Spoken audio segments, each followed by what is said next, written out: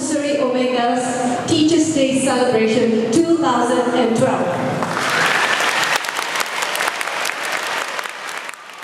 With that, ladies and gentlemen, we hope that May 16 will not just be a time for students to show their appreciation and love to all their teachers, but it's also an appropriate moment for us educators to reflect on and remind ourselves the immense role that each and every one of us plays in each child. And without further ado, I now warmly invite our Principal of the Week to share his heartbeat to us.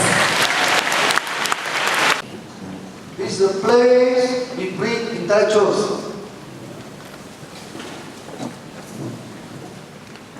We don't train you to be pop song singers. We train you to be intellectuals one day. We train you to be future leaders. And the performers have been training very hard also.